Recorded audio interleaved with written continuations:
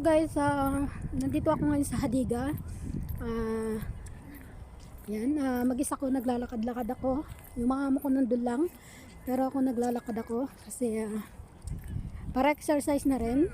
Yan, medyo madilim, pero ayan, labas-labas pag may time din kasi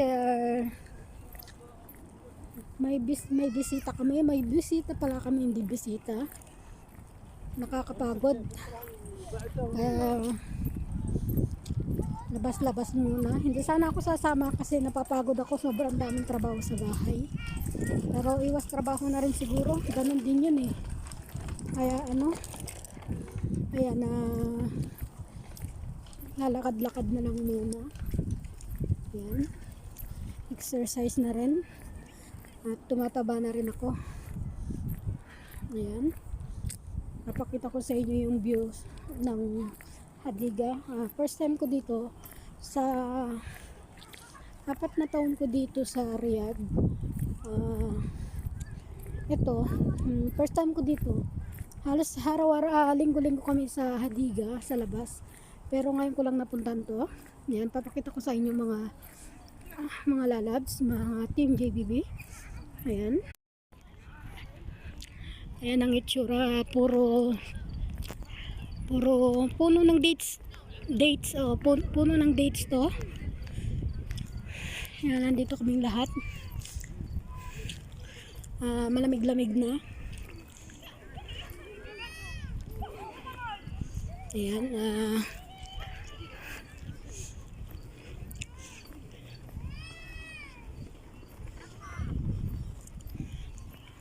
ayan, lakad-lakad muna tayo.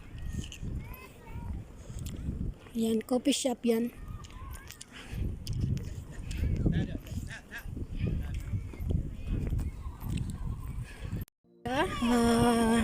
Naglalakad-lakad. Ayan yung palaruan. Yan para sa mga bata. Ayan. Ayan yung mga Pilipina, mga katulong. Ayan. Nakita ko sa taas, may patas pala ito. Masyadong mahaba tong Hadiga na to. Kaya tawag dito yung kalimutan ko na.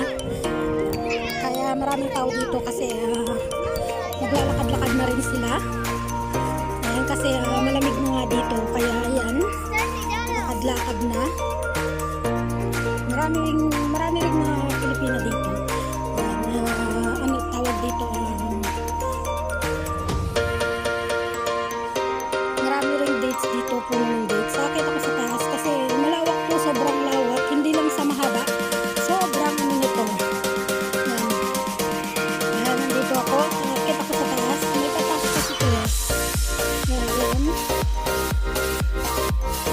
iikot muna ako. Ayan yung tawag dito. Pasimpleng lang kasi ako, pasimpleng video kasi ako kasi maraming tumitingin, kaya simpleng video. Kumari may kausap ako, pero ayan, nagbibideo pala. Umikot na ako kasi galing na ako bandang doon, so tapos pabalik ako dito. Ayan, naglalakad-lakad, exercise na rin, pero hinihingal na rin ako. Pero bakit pero ako ng pero?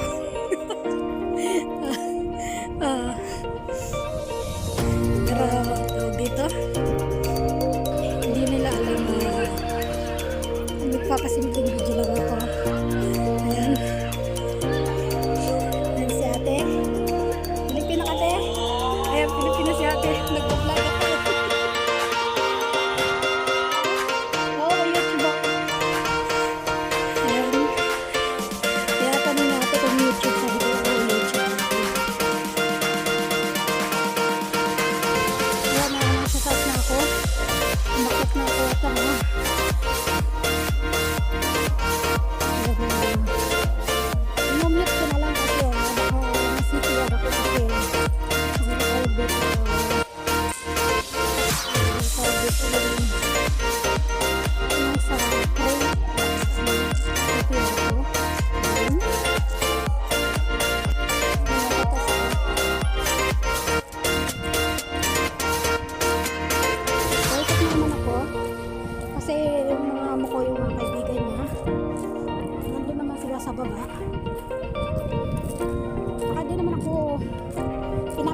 ng amo ko, basta wag lang sila ipakita sa video. Ganun lang naman sila eh.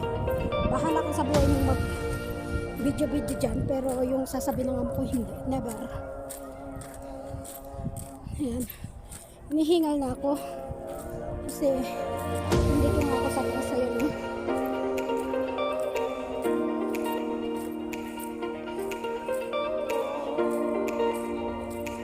Marami din ano dito, coffee shop, may ano din dito, kainan. First time ko rin pumunta dito. Malapit lang siya sa bahay, sa tinitira namin. Kasi kami ay sa exit 5 ay sa Bagan, Yasmin. Pero hindi ko lang kung nakakita ko kasi first time ko. At yung alaga akong babae kasi nila. Pinikot-pikot lang yun. Naghahanap ng mga lalaki. Nagpapansin sila pag nakakita sila ng lalaki.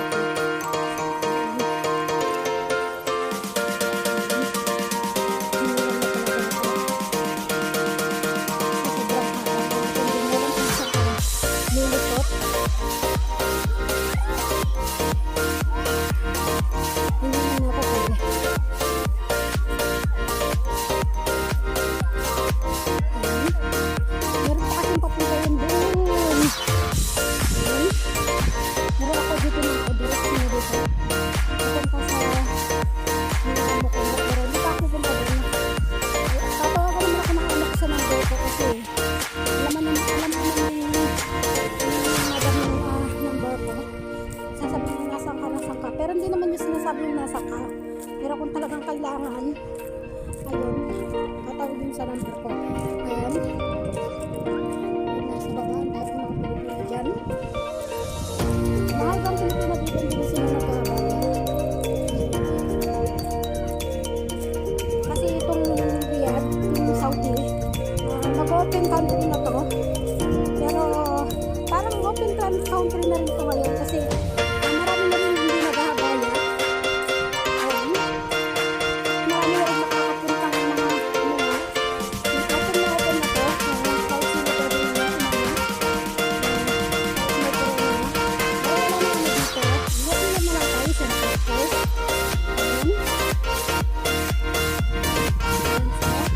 Marami Pilipino dyan na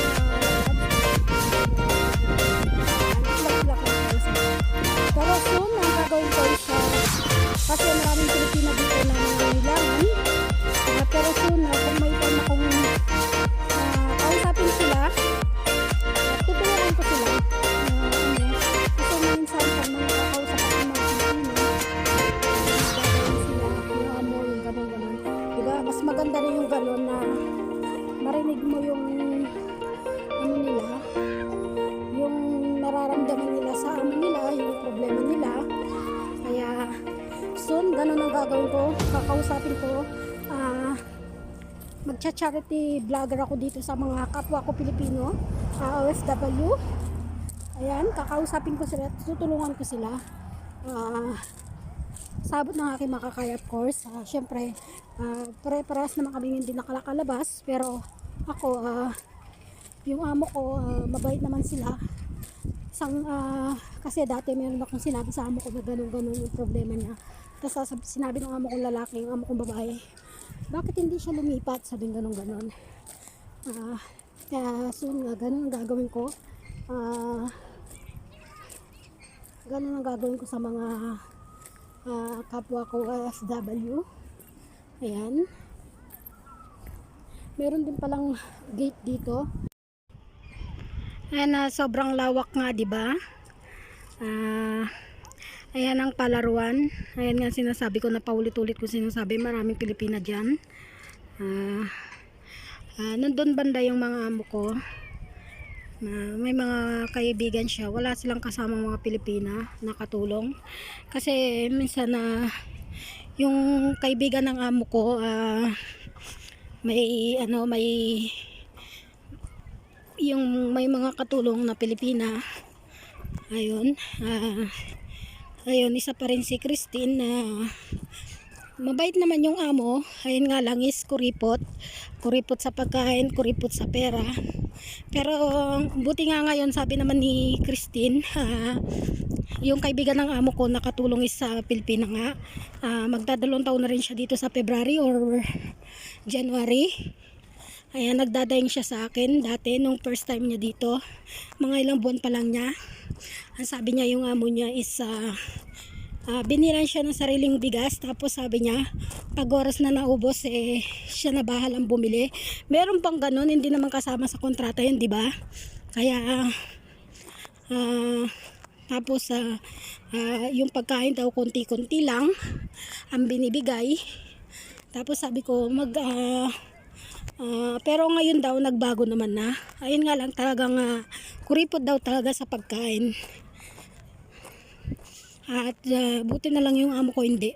Namimigay nga kaming pagkain sa labas Nagluluto pa kami para sa may bigay lang kami sa mga naglilinis sa kalsada o yung mga car wash boy. Yun, si Baba mismo nagsabi, sabi ni Baba, Asma, sabi niya sa asawa niya, sa amo kong babae, magluto ka ng ano, sabi niya ganon. Tapos ayun, ipamimigay namin. Tapos yung katulong pa kayang pagod na. Kaya buti na lang yung amo ko hindi ganon. Ako pa nga ang nagluluto. Tapos pag may kailangan pa akong kainin, sasabihin ko sa Baba, Baba, gusto kong ganito, gusto kong ganito. Tapos pag pupunta kami ng mall o kaya sa supermarket, sasama ako ni Baba. Tapos sasabihin sa akin ni Baba, anong gusto mo? Sabi ko, gusto kong tilapia, gusto kong upo. Lahat yun na mga sinasabi ko, binibili ni Baba. Okay, sasabihin niya. Tapos sasabihin ni Baba, mag-send po sa WhatsApp. Yan, binila niya ako ng mani. Sabi niya, this is from Philippine you want? Sabi niya sa akin. Sinet niya sa WhatsApp. Ayan, sabi ko naman kay Baba, okay Baba. Yun. Kaya buti na lang yung mga amo ko, hindi sila mga mas nainis lang ako sa mga amo ko. Hindi lang naman siguro yung amo ko mga dugyot, di ba? Kaya yan, pabalik na ako sa mga amo ko. Inikot ko na to, pero hindi ko pa nakalahati ko na, wala pa yung 3/4 tsaka yung kabuuan nitong hadigan na to. Pagod na ako, nasa 1/4 pa lang ako sa kalahati. Nasa kalahati pa lang ako, wala pa ako sa 3/4 at sa kabuuan nitong hadiga. Ayan, pabalik na ako sa mga amo ko. Ayan sila, okay keep on watching. Ayan guys, nandito ako sa may kausap akong isang Pilipina. Ayan nga, nag-uusap kami. Yung alaga ko tsaka yung alaga niya magbarkada pala. Ngayon sabi ko, nasa yung mga alaga mo ako, yung pala magkasama sila ng alaga ko. Kausap ko siya. 2 years na daw siya dito, na hindi pa daw siya umuwi. Tapos yung maganda naman, mabait naman yung mga amo, yun nga. Tapos 2 years na siya dito sa December, nag-extend daw siya. Kaya magtatatlong taon daw siya dito bago daw siya umuwi. Yan, nandito ako ngayon, kausap ko siya. Yan, nandito kami ngayon. Ayan siya. Maraming mga Pilipina dito. Kausap ko, tinitingnan ko kasi kinakausap ko sila. Okay? Kausapin ko muna sila, mga Team BBB. Dito muna ako. Keep on watching. Dito muna ako. Titignan ko muna. Kakausapin ko muna kung ano yung problema niya. Okay? Keep on watching guys. Ayan mga Team JBB, mga lalabs. Ayan. Sobrang daming puno. Mga dates yan. Mga dates yung mga puno na yan. Pag nagbunga yan, free naman kumuha.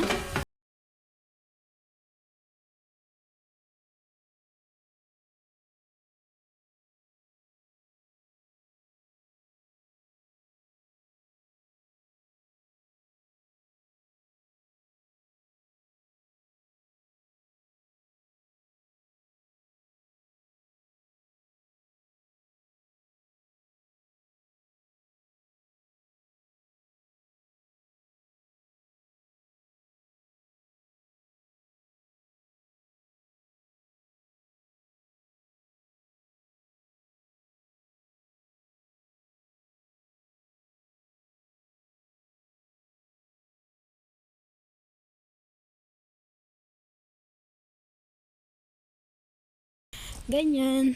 Kasi syempre, kahit ganyan-ganyan lang sila, halos karamihan kasi ng mga naglilinis dito, mga Bangladesh. Yan, syempre nakakaawa din sila, 'di ba? Tapos minsan ang amo kong babae, binibigyan sila ng mga pagkain. Yan. Syempre, kahit namumulot lang sila ng mga basura, naglilinis sila ng mga basura, nagwawalis sila, syempre nakakaawa pa rin sila. O yan. Yan isang naglilinis. Tiga Bangladesh yan. Talagang naglilinis yan. Ayan siya. Ayan. Malapit na ako sa amo ko. Ayan. Puro dates to. Kaya medyo malamig-lamig dito. Kasi puro puno.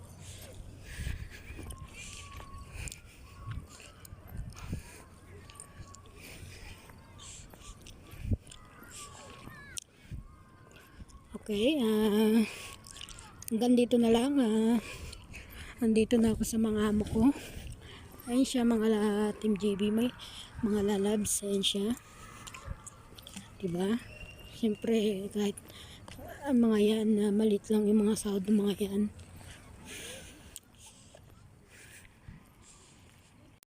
Ayan na,